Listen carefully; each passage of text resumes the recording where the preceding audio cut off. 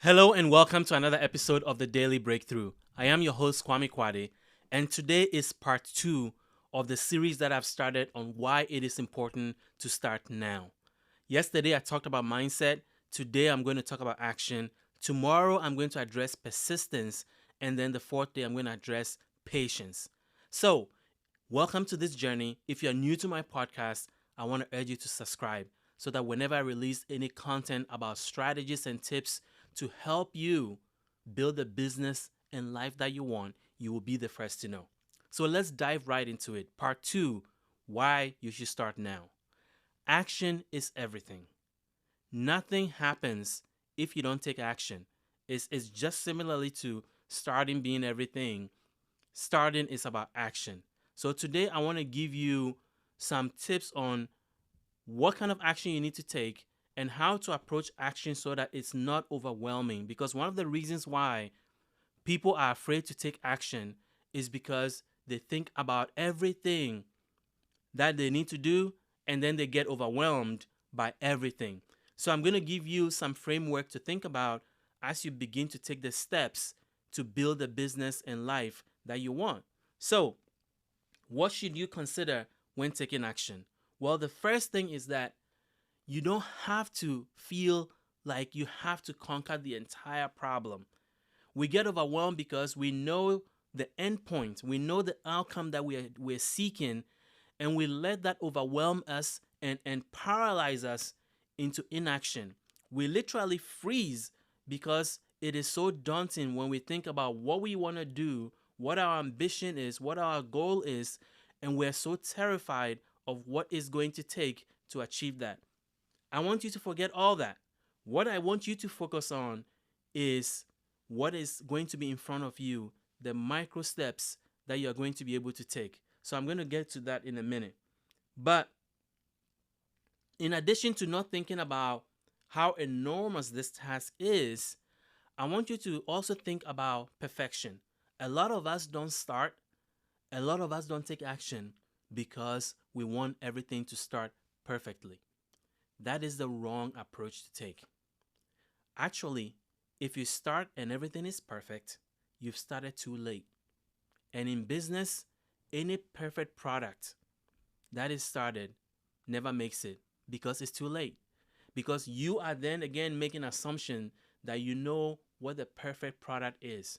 You are making an assumption that you know exactly what the customer wants.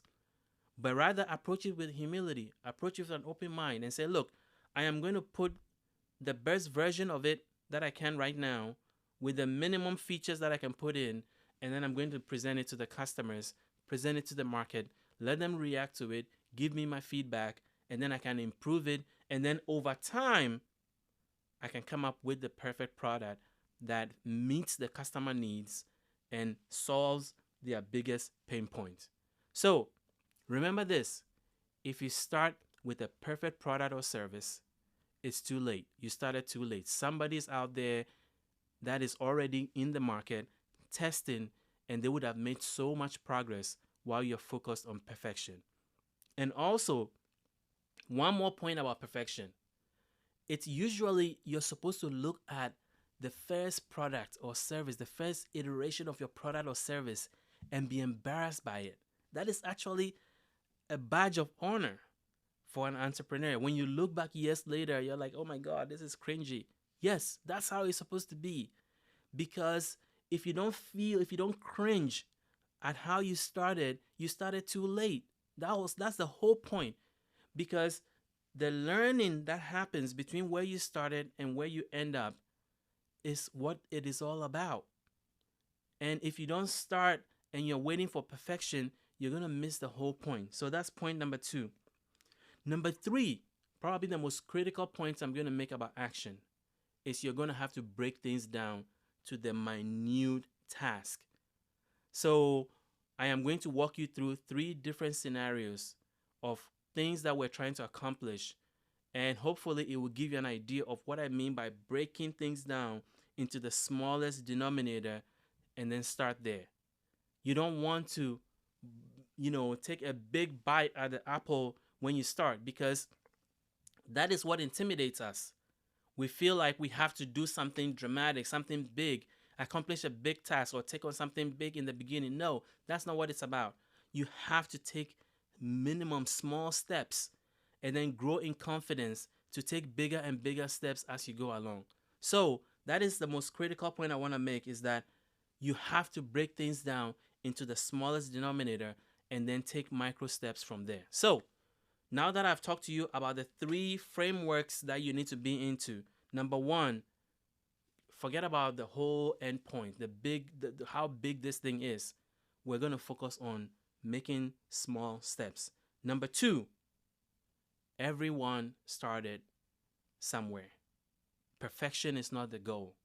You actually have to look back and realize that, oh my God, I am so embarrassed, but I am proud of myself from coming from here and ending up here and putting myself through the discomfort and the challenge and the hard work that is required to perfect the product to where it is now. So, and then number 3, it's about breaking it down into tasks that allow you to start now. We're not talking about starting later. We're talking about starting now. So, let me give you 3 examples. The first one is a simple one. Let's say that you want to start walking 1 hour every day. You read somewhere that walking is good for you. It actually is. I walk 5 times a week for about 3.5 miles. And it's my main form of exercise. So I would like to use that as an example to illustrate my point. If you want to walk for an hour every day, if you haven't walked for an hour, start with the minimum goal that you know you can commit to. Because now, if you want to walk for an hour every day, what you're trying to do is form a habit. And when you're forming a habit, it's more important to get into the habit and increase the goal versus putting a big goal and then getting discouraged because it becomes intimidating. So I will start with 5 minutes a day. Walk for 5 minutes a day for 30 days. You can do that. That is something that you can see yourself doing. It's such a small goal, it's achievable, and you know you can find 5 minutes a day to walk for 30 days because you are trying to establish a habit. You are trying to fit this new thing into your schedule. You are trying to feel it out and see if this is something that you're going to enjoy. And you want to set the goal so low that you can achieve it and do it consistently, because what we're trying to establish here when we're establishing habits is discipline, which is doing what you say you're going to do. So every day you're going to find 5 minutes and do it. And then consistency, which is doing it over a long period of time. And so, yes, when you get out there, you walk for 5 minutes, you may go and say, you know what, today I want to walk for 10 minutes. That's okay. But over 30 days, you want to have told yourself and committed and proven that you can walk for 5 minutes, at least 5 minutes in 30 days. That's the goal. It doesn't matter where one day you walk 15 minutes, one day you walk 20, one day you walk 5, one day you walk 6. The point is that you achieve the goal. Then the next month, you can set a new goal. Maybe the next month is 10 minutes a day minimum, and so forth and so on. That is how you're able to start anything when it comes to habit. Break it down to the most achievable, smallest goal. And it may be laughable to you that I said 5 minutes, but I'm serious. Start at 5 minutes, because the goal is that at the end of 30 days, I want you to be able to have checked that I did it. That is more important than saying 1 hour a day and then you're floundering because now it's intimidating. You get tired. Your body's not used to walking 1 hour every day, and then you get discouraged and then you quit. So that is example number 1, forming a habit. Example number 2 is mastering a skill. And I'll give you another example, which is what I'm doing now. Let's say that you want to, start a podcast or start a video series or start a YouTube channel. Well, there's a whole host of things you have to learn. You have to learn how to, what camera to use, audio and microphone and all these things, and how you appear on camera, your own voice, whether you like your voice or not. All these things, video editing and thumbnails, there's a whole host of things that you have to learn. And it may be so intimidating. And if you're a perfectionist, you want your first video that you post to be perfect and have it all. Wrong. Just start by taking your phone camera out, recording a video, and learning just how to post it on YouTube. That's the first goal. Recording a video and posting it on YouTube. That's it. Then you're going to post it, and then you're going to realize, okay, maybe the background could be better. So let me clean up a place and set up a place where I can record the next video. Then after that, you post that and say, okay, maybe the editing could be better. So let me figure out how I can introduce myself in the beginning and then have an ending point, and then that's what I'm going to do next. And then after that, you're going to say, okay, maybe the sound could be better. Maybe my lighting could be better. But the minimum denominator is that you wanted to start by recording a video and posting it first. That's the minimum. Nothing else. That is the lowest you can go. So just take your camera, your phone camera out, record a video, post it on YouTube, because you would have learned something. Number one, how to record a video, how to upload it onto YouTube, how to put a description on it. All those things are lessons, things that you're learning. And then you build up on that, and you build up on that, and you build up on that. And I guarantee you, if you go look at my first video that I posted in this podcast series and look at where I am now, you will see improvement, because I am learning as I am going along. And that is how you want to approach a skill that you want to master. Start small, lowest denominator, and then build from there.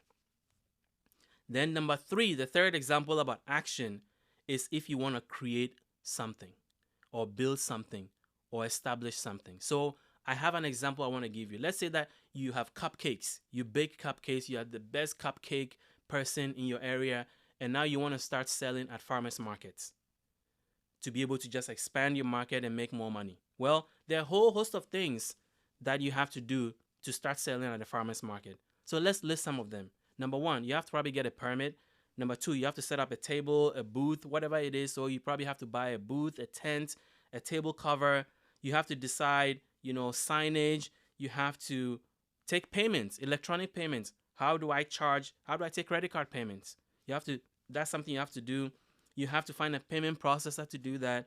Maybe you have to have a website so that people who come to the farmers market and buy something from you, they want to connect with you, they have to go to your website. Or you have to start a social media page for your cupcakes. Maybe you want to collect emails so that you can email people and all that. So you have to maybe get an email platform, maybe MailChimp, maybe Constant Contact. You have to think about who is going to man your table. Are you going to stay there by yourself all along and do that, or is somebody going to help you? All these things. And then which farmers market do you want to go to? Which ones are very food friendly and have the vibe that you want? List all those things and then pick one of them. Pick one that you can do right now. What can you check off after you've listed everything that you need to know and do to be able to start selling at the farmers market, selling your cupcakes at the farmers market at the start date? Let's say you want to do that in the next 3 months. My goal is the next 90 days, I want to have gone to one farmers market and sold my cupcakes. Well, that's the goal. Well, what do you need to do to get there? Once you've gotten the list of the 20, 30 things that you need to do to get there, today, right now, pick one and do that. Once you finish the first thing on that list, then you can go to the next one, and then the next one, and then the next one. But do not start feeling like you have to accomplish the giant list immediately. The point is that you have to pick something that you can do right now and start with that and accomplish it, check it off, and then see what next you can do. What is the easiest thing you can do next? Check that off. And then what is the next easiest thing you can do, and keep going. And then over time, you're going to get to a point where, some things will require more research. Some things will require more persistence from you. Some things will require more resilience. But you would have checked off a lot of things already, and that will give you confidence and momentum to keep going, because now you can see that, you know what, you are well on your way to achieving this goal that you have set for yourself of selling this cupcakes that you are making at the farmers market. So that is the framework that I want you to think about it. Now, I want to leave you with a few things as you ponder your next steps. Number one, start where you are with what you have. Sometimes we feel like we have to invest in all these things. That's why I started with recording this video over your phone. And the video that you're watching right now, if you're watching my podcast on video, I am recording it using my phone because I'm starting where I am with what I have. And a lot of us think we have to buy all these things and invest in all these things, but you don't have to do that. You don't, if you want to start with a restaurant, you do not have to go, rent a space and open shop. You can get a food truck, or you can use somebody's kitchen and then go to the farmer's market and sell that. There's so many things that have to happen between you starting and then going for the big, big presence. So start with what you have and start where you are and build from there. Number two, it doesn't have to be perfect. Perfection is the enemy of starting. Good is good, and good should be good enough. So do not chase perfection when you start. Know that it's supposed to be dirty. It's not supposed to be pretty. It's supposed to be messy. All that is part of the starting process. And you're going to learn, you're going to improve, you're going to get better.